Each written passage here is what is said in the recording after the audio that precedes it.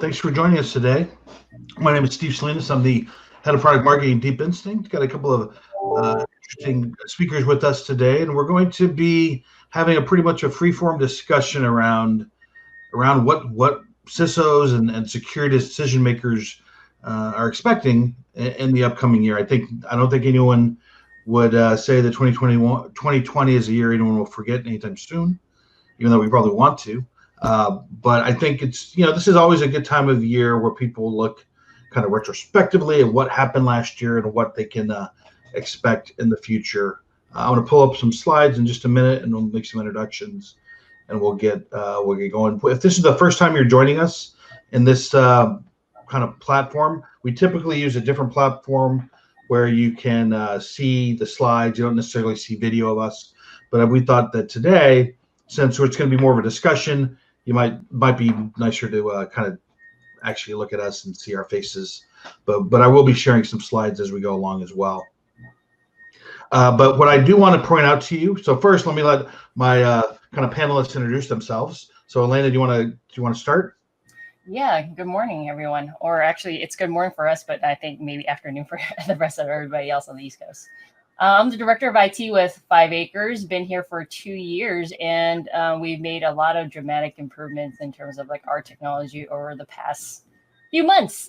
So this is, we're actually the oldest agency in Southern California now, and we're pursuing in the mental health sector. So the telehealth is completely new for us, and so that's something that we're trying to strategize and wrap our minds around. Cool. And Anant? Good day, everybody. I'm with NetSurian. We are a security as a service vendor. We run a couple of 24/7 SOCs. We process about 50 billion events every week, and we find about one incident on a daily basis. It's been a rock and roll 2020, and so I'm glad to say bye to it and hello to 2021. Yeah, no doubt. So one thing I'll mention before we get into the discussion, if you look on the screen, there is a poll question that we've added, and it's real simple. But what are your top priorities for 2021? So you've joined us today. You want to hear what kind of some of the things that Elena and Nant will be talking about. But what we want to do is ask you, what are your priorities? Phil, go ahead, put them in there as much as you want. What we're going to do is we're going to consolidate all of these together, and we'll provide them back to you either in a blog on our website or maybe in a direct email. But definitely let us know what you're thinking about for the coming year. So if you're joining us too, before we get into the discussion, thanks for joining us, and maybe you've been a previous attendee to our Deep Talk webinars. But if this is the first time you've been exposed to Deep Instinct, I always like to kind of just let you know who we are. It's always nice to know who you're hearing from. But we are a deep learning cybersecurity platform provider. So kind of our claim to fame, or what we've built our company around, is the use of deep learning to solve cybersecurity challenges. And we have a large customer base globally. We work with a lot of managed security service providers as well. Some very large investors have backed our organization, and we do provide a lot of the compliance requirements that a lot of organizations are looking for, or at least I guess you could say require, when they're looking at different types of security solutions. Just one more slide, I believe, maybe two, on what we do. So our approach to security, we are looking to help organizations move from taking reactive approaches to security, where they're looking to detect and respond to threats that have impacted their environment, to actually predict and prevent them. And we have seen a great success with the organizations that we've helped take this approach to adopt what we call zero-time threat prevention. So this is where we are able to use deep learning to identify threats before anyone has even interacted with them, and eradicate them, prevent them from running. And one of the reasons that we're so successful, and that we offer all of this in a single platform, but it does work across any sort of devices. So you're talking laptops, servers, desktops, a multitude of different types of threats and different operating systems, including your mobile devices, and across multiple environments. So really that enables us to deliver what we call resilient prevention that you can rely on day in and day out. So now that that's out of the way, let's get into the discussion. So what we've done here is I put together just a couple of questions for some hopefully some interesting discussion between the panelists. So with that, we'll go ahead and get started. So maybe Elena, I'll start with you. So going into 2020, what were your priorities, and of course, how did they change? I think I'll flip back to video as we go through here. So 2020 definitely started out one way and is ending a totally different way. Yeah, for us, we never envisioned ourselves. We actually had a 5-year strategic plan thinking about telehealth, and that was like 5 years down the road. We were thinking, well, it's going to really help us, with our outreach and improve our coverage in terms of our services. But we never thought, like, within a few months after that decision, like, okay, we're going to move right into it, and we had to. It was really fast. Of course, it was more like one of those boats that was moving, and you just had to just go with it. Whatever you have, whatever your ship was, whatever condition that your ship was in, you just had to set sail, and be able to last that journey. What we had to really focus on was our infrastructure improvements, and for us as a mental health, that requires a lot of investment in capital. And being able to raise those funds, and unlike for profits, we have to plead to our donors and really emphasize like what we're trying to do, what's our mission, and so that has the infrastructure piece and getting the security funds for it has been one of our top priorities since COVID. And one of the biggest, I think, if I were to think about it, is some more like infrastructure improvements on steroids. And we had to move really quick, getting everyone to work remotely. Infrastructure was more like the thing to focus on. And so that's what we've been working on around. But in order for us to think about how to do infrastructure improvements, we also had to be able to, like I said, raise funds for it. So those were like both the things that we had to work on. And other things that was taking away our capacity to be able to work on an infrastructure project was a lot of the phishing attacks. And so being able to make time for my team is, it's a very vital resource for us because, I only have like 5 individuals, and we do a gamut of help desk issues, but also be able to run systems and do security support. So in terms of like the roles of individuals, it's really like meshed, and we don't have a definitive line of, a security individual versus a help desk individual. We just do anything and everything. So we have to be very, very quick about things and be able to stay on top of how we're going to, get ourselves ramped up for cyber as well too, because now everybody is working remotely, and that has changed a lot in terms of how we support our individuals with telehealth. Yeah, no doubt. I mean, just talk about a scramble. So now, what do you think? How did your plan shift dramatically as the year kind of unfolded? Or did it? Well, they say that no battle plan survives contact with the enemy, and that was surely the case in 2020. We look at it in 2 angles, right? One is us as a vendor, and the other is our customer. So for us as a vendor, we had these plans of going to trade shows, and we foolishly actually went to RSA early in the year, and we had a bunch of marketing initiatives, and they've all changed because everything's online. The other change for us big was we run a SOC, and we had made heavy investments in facilities, and all of that had to get redone because, hey, SOC at home, whoever heard of such a thing 9 months ago? So that was certainly true for us. We had already, as it turns out, made a significant investment in migrating our assets to the cloud, to a data center. So we were actually ahead of the curve there. But even so, there were assets on premise that we needed to move. When we look at 2020 as it was planned to be versus how it happened for our customers, 3 things stood out. One, of course, is the work from home phenomenon, which you're not putting that genie back in the bottle, I'm afraid. Well, not completely back in, that's for sure. The second is that customers are preferring to come to you online as well. They're not actually showing up in the shop and things of that sort. And so, do you know how to chat? Do you know how to run a virtual service desk? Do you know how to do a purchase order without actually ever having met the guy? Well, some people struggled with it till October. because they thought, it's just hold out another week, another month, and we'll be back. And not coming. And then third, of course, for all of our customers, acceleration of assets to the cloud. So these three trends are dominated in 2020, and they probably weren't on top of people's minds at the beginning, though. Yeah, I completely agree. And I think, obviously as a vendor ourselves, it's very similar. But it's interesting when you talk about people's comfortability with doing things remotely. Even you hear people like Bill Gates talk about how he used to spend all his time on an airplane.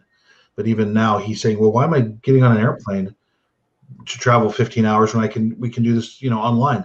So I do think that that's one of the things organizations, when you think about security wise, this remote isn't going anywhere, right? That's good and bad. I think that can be good and bad, and that, it gives organizations the ability to expand where they look to hire people, I think, right? Because if you happen to be located in a small city, you're the pool, and you wanted before everyone to be in the office, the pool you could pick from was smaller, or you had to convince people to move to this city or move your company to a larger city. That's gone now, I think. But now for us, the security practitioners and the security providers, it's a different ballgame. It's a different ballgame altogether. And I don't think that that's going to go anywhere. I completely agree. So if we look, we'll go back to my slides just briefly. And one thing I should mention too, if you have any questions or want us to expand on anything we're talking about, please do go ahead and add those in too. Okay, so now let's talk about the top priorities for 2021. So Anant, we'll start with you. So given what's happened this year, what are you looking at, for your organization in the upcoming year? Well, we all scrambled to become remote. In the process, we've made some compromises on network security in particular, that because the emphasis was on getting back to business continuity, we had to make those compromises. So in 2021, because this situation isn't changing that dramatically, it's time really to reimagine all of those, in particular endpoint security, because the endpoint's what's gone mobile. We're also seeing that some of the platforms that we thought were the big deals, when you could sit down at a desk and you could have two monitors, and many of our people are developers, analysts, you don't necessarily have that luxury. So some platforms that we hadn't really seriously considered, Chromebook is for instance, we thought Chromebook was not really relevant in the enterprise. Well, think again. A lot of our customers are telling us that it is, and the fact that it is mobile and allows them to modify their business process means that it's a platform that we have to take seriously. So that's a change we're going to make in 2021, get out of our comfort zone in terms of what we think are enterprise platforms and listen to what the customer is saying. And then the third big change, I'd say, I'll stick to three, is that some of our processes have to change. In particular, onboarding, HR, getting to know a new employee, adding them to the mix, bringing them on as part of the team, becoming comfortable with them. For us, it was very much predicated on a social, hi, hello, how are you? Come, let's go for a cup of coffee kind of thing. And you're not doing that. So those processes in particular need to change because, folks are going to move. In fact, we have been advised by HR that fully 40% of people looking for a job are going to ask us the question, so I can work from home, right? And our answer last year would have been, hell no, you're coming to the office at least 3 days a week. And now our answer is going to be, quite the reverse. And so that requires a change in process and procedure. That's coming to us in 2021. Yeah, that makes total sense. The world has changed. So, Elena, what are you looking at for 2021 for your organization? Telehealth has now been an option, whereas before it's never been an option. Mental health for us has always been one-on-one, face-to-face. You're in a setting with the individual physically present, and even the county has kind of redefined the billing scheme as to what is considered billable, and they do now permit telehealth as a billable. And so we're working around that. And what Nat said, it's really hard to undo that, Jeannie. It's like once you throw that option, working from home, working remote, it then ties into like the how we are trying to modify our vision and mission as expanding our outreach and looking at the remote possibility, and not having all these offices everywhere, but now being able to take the office wherever with you and have a telehealth session that's just as effective. So telehealth is something that's totally new for us. There's no research or documentation as to what makes a successful telehealth session. But in the meantime, the top priority for us is now that individuals are taking the work with them, that's intellectual property that we have to secure. And when we talk about like things that we had put in place, like encryption has always been there, and so we've had that. But other things that we're still working on is how to build that security bubble around that individual, because the boundary of our security is no longer physically within the confines of our offices. Now they take it with them. How do we secure that? How do we bring identity and authentication to that individual while still protecting our resources and assets? And we're looking at how to restructure ourselves for that. And other things is, we're really looking at empowering our users, because now we just don't have the capacity to support these individuals since they're no longer within our environment. We don't understand their environment all the time. So we're trying to build a self-help knowledge database for them to be able to figure out how they can help themselves, at least with the basic survivals techniques. And that's been very much an empowerment movement that we're working on ourselves to bring more efficiencies within our department, because we know that there's just not enough of us around, and everyone's taking their work with them. So that's been our core focus.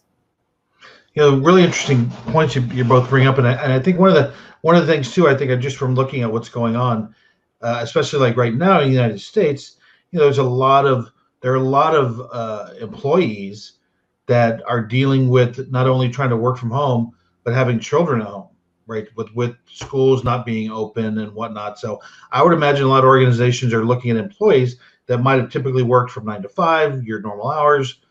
Maybe they work in the evening now. Maybe maybe their hours, they're accessing your data center and your critical data at odd hours, right? So how are you equipped to handle this weird fluctuation of when people are actually working, and I think it comes down to being resilient. And we've seen a lot of, from our perspective, like Anant mentioned the endpoint, we've had a lot of organizations come to us quickly and say, I got to deploy all these laptops.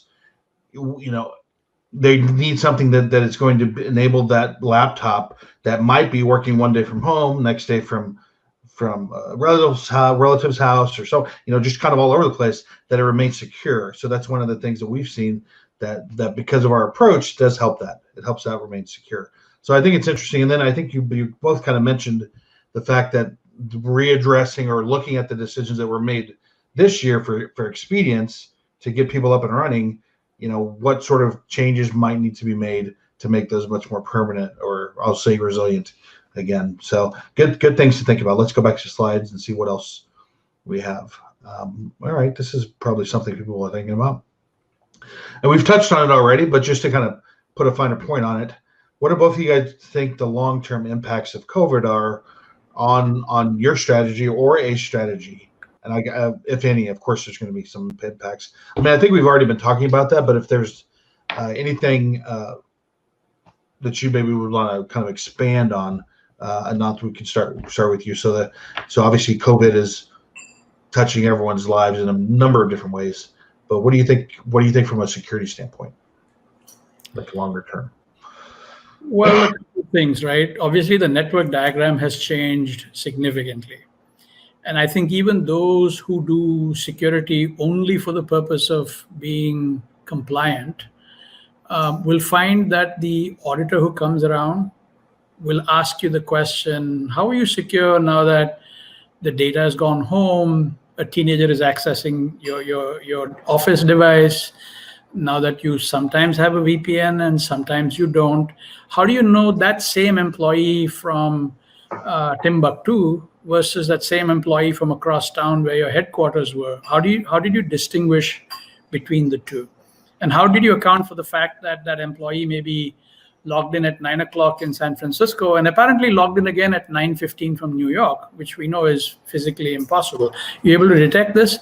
So we expect that because the network paradigm the diagram has changed, that because of COVID-19, that it's going to have to cause a rethink from a security standpoint in that angle. The second point that we see from a COVID-19 standpoint is,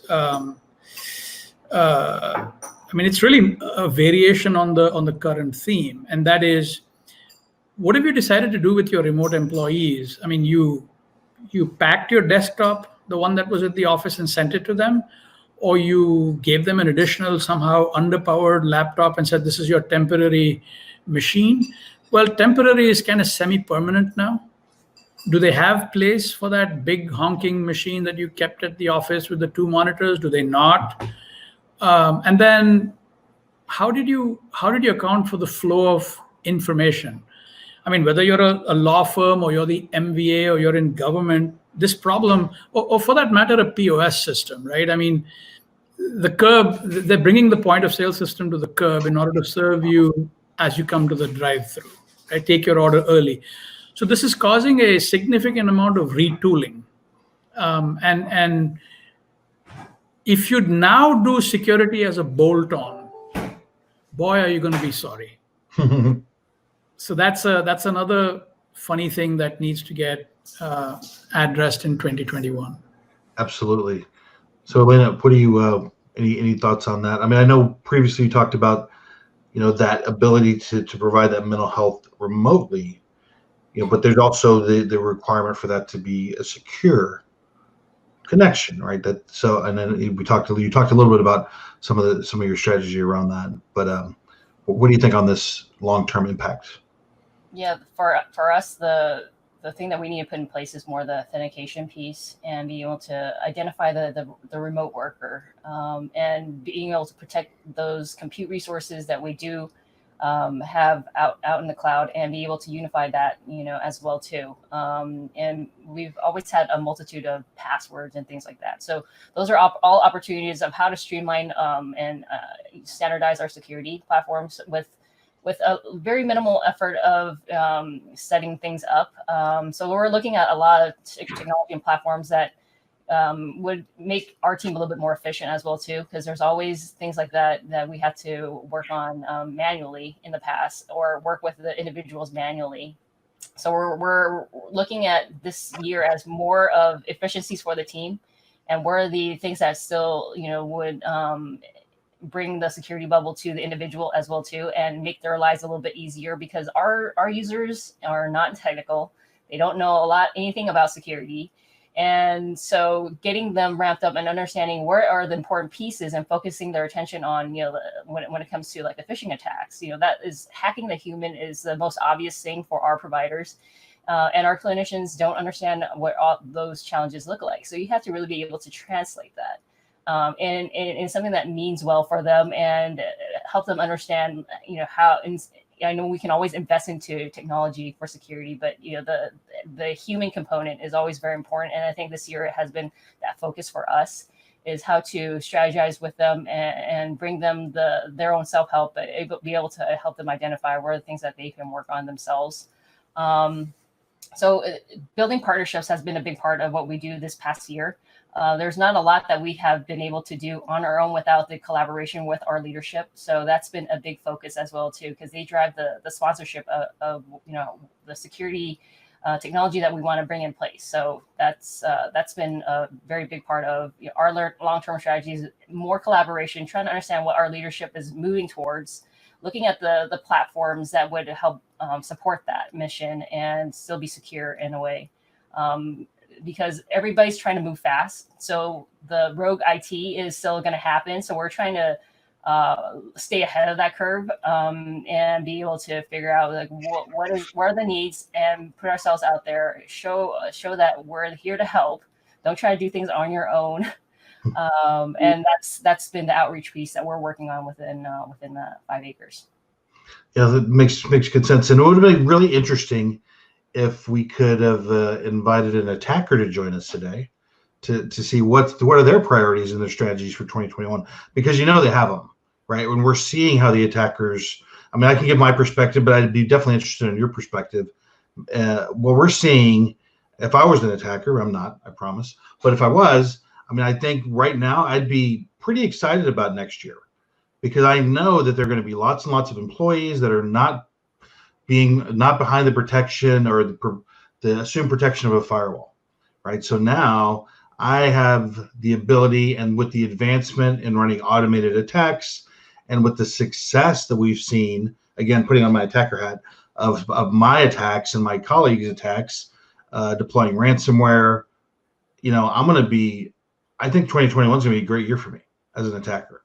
I'm going to be able to deploy lots and lots of attacks against probably a lot of organizations like you guys have been talking about that made decisions to get people out and up and running, but maybe have left themselves exposed, right? So I think ransomware attacks are going to be on the rise again.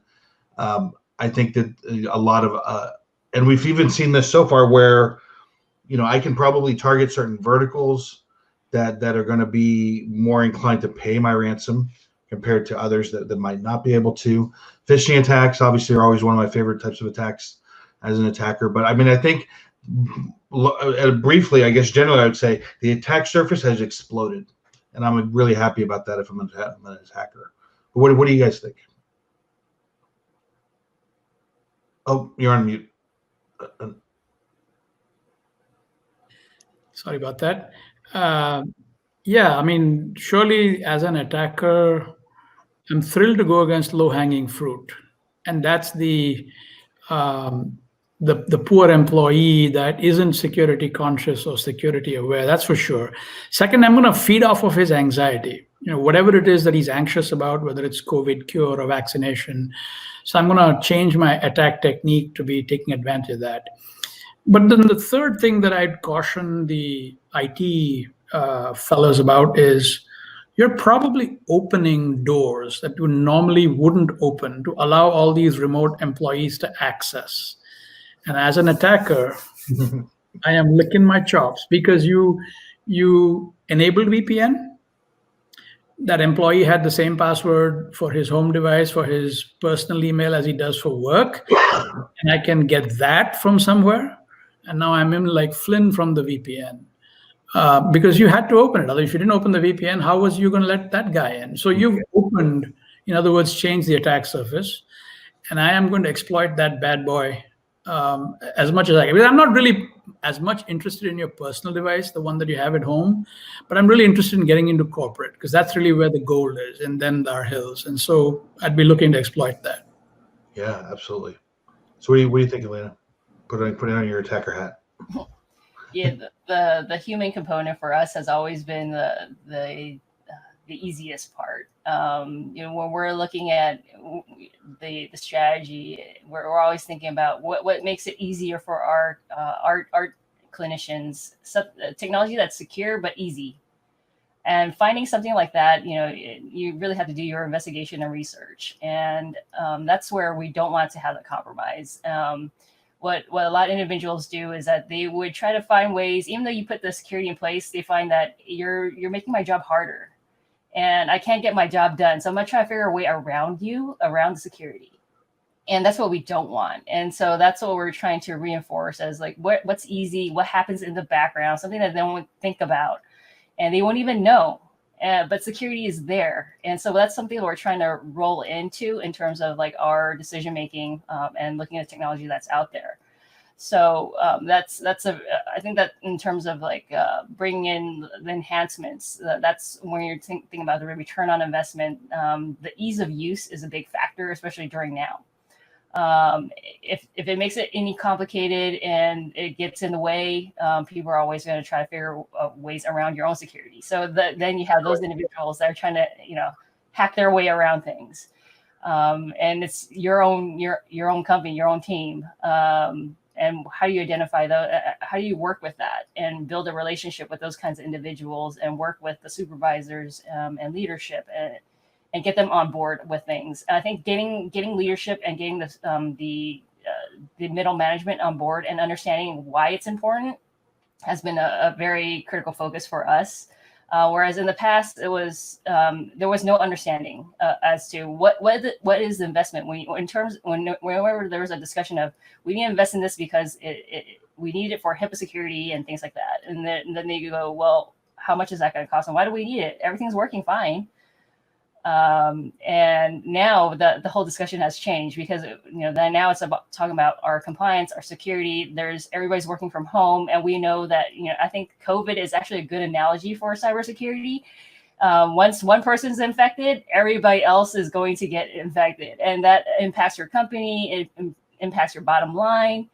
And we know from COVID what that bottom line hit feels like. And I think it's easier to make that communication translation with leadership. So I think in a way, it's a good time for us to bring that analogy in because it's all at play and being able to translate cybersecurity with COVID. Absolutely. I mean, it's a bet. When do people look at their fire alarms and their sprinklers and things? It's when someone's house in the neighborhood catches fire, right? And I think that's where I think a lot of organizations, that's the wrong time to do it though. Right now is the time for organizations that have made, and I can't imagine there are any organizations that have not had to do backflips to support their company, right, through this crazy time that we've experienced. But I think that just because you had to make those decisions maybe quicker than you wanted to, doesn't mean you have to stick with exactly what you decided then. So you got to go in and try to make the best decision for your organization going forward. I think this might be the last question I had prepared. So, and we've talked about a lot of interesting things here. Hopefully the audience has found it informative. But if we were going to kind of make, what are 3 things you would want a CISO to know about, or maybe more accuracy, think about going into 2021, and maybe even, for the next couple of years, because I think, who knows, right? I mean, if 2020 has told us anything, things can change quickly, right? So, what are some of your thoughts if you just had a couple of minutes or a minute or two to talk to a CISO or a group of CISOs, which you're doing right now. But what would you want them to their key takeaways if they don't really remember anything else that we've talked about? What are some of the key takeaways? And either of you guys can start. Elena, maybe you start, Elena. Yeah, so I'm thinking about, overall, the strategy for my program is to look at the endpoint security as not just the technology itself, but also the people. And really focusing on how to work with those individuals, identify what it is that they do, what they need, where are the resources that they need to do their job, because everybody is working from home and they need certain resources. Where are those resources? Like, how do we secure those resources and build this security bubble around the individual, rather than thinking about, how the whole endpoint security has moved out, and we know that for a fact. What do we do about that? How do we audit and monitor to those individuals remotely now, and still be able to keep up with the knowledge sharing piece as well too, because that's a very big component about cybersecurity, is that these individuals need to learn how to protect themselves, and there needs to be technology that's seamless and behind the scenes that works with them and doesn't cause them frustration. And I think at that point, that's a good security program, in my thought. That's excellent. That's great. So, Nant, what do you think? 3 things, huh? Okay. First, I think it's important to accept that identity is the new perimeter. It is who you are, not where you are. Where you are has become sort of irrelevant. The second thing I'd say is accept the fact that both your employee and your customer are now going to be remote. That has implications in how you satisfy them, how you serve them, but it's important to accept that fact. I think a lot of decisions were made with the presumption that that was not the case, and so that is a big change. And the third thing I'd say is you got to really reimagine your business processes. Nothing to do with security, but how you conduct your business, even things such as HR, even such a simple thing such as an all-hands meeting, or your coffee break, or certainly for us, the holiday party has got to be reimagined. Many things that we thought, assumed, hoped, had done traditionally have turned out to be not true. And some of that's going to have to change in 2021. Those are all excellent points. I think from our perspective, I think having that, I really like, Elena, how you mentioned it, and both of you guys mentioned it, the security bubble, right? it's not okay. So today the person's working from home, but I think in a few months they're probably going to be back in the office, or at least for a little bit of the time, right? Making sure that security, I really love that bubble, moves with that person wherever they go, right? So this whole idea of this static environment that's protected with the firewall, it's got to be adaptable for someone that's at home and then they come to work and then they go here, because at some point I do think people are going to be back on the road, and we will get to, hopefully, with the news around the vaccines and whatnot, things might get back to some sort of normalcy. But I think if this is a good point, and it's kind of a little bit cliche, but I think when there is a crisis, it does give the opportunity to take a look at things and make some adjustments and try to make the best of it. So now from a security standpoint, I think it's a really good time if you're a CISO making the security decisions. We've talked with them. We did a webinar a few months ago about how to optimize your security stack. This is a great time to look at that, right? To take a look at and go look at that webinar as well and see some of the things we talked about there. But nothing is forever, right? The decisions you've made, or maybe even it wasn't you, it was the predecessor, the person that was there before you. I think personally now would be a good time, and I'm not saying you can change everything overnight, and maybe you don't need to change anything. Maybe you need to make some minor adjustments, subtle adjustments. But I think, especially now with the variety of ways you can secure your environments, nothing should be off the table. I mean, not to mention the cloud and this idea of this new form of delivering telehealth. I mean, these are things no one thought about a little while ago, right? But this is just an example that nothing's forever. You have lots of different choices and ways you can approach securing your environments.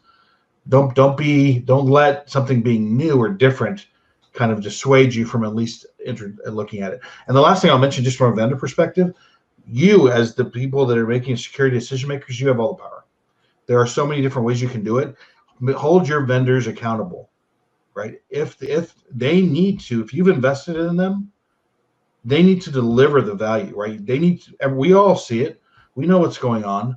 People are remote, and hold them accountable and say, listen, we're looking at that, and you need to be able to adapt with our business and with how our organization is adapting. So I think that's kind of my parting thoughts there as well. Well, that's great. So I appreciate you guys joining us today. Hopefully you found that let me hit a couple of housekeeping things before we wrap up fully. We do have a nice little what we call a cheat sheet on our website that you can go grab, and it talks about how to, it's kind of like this little ebook that you can flip through and look at how to structure some things you can consider around structuring your security approach. We worked with a couple of different CISOs on it, got some input from an analyst firm as well. So definitely be on the lookout for that. Go grab that, and keep an eye out for further webinars from Deep Instinct and Elena and Anand. I want to thank you for taking some time out of your busy days to join me today, and hopefully everyone found that informative. Any parting words, final thoughts? Happy New Year, everyone. Happy New Year, for sure.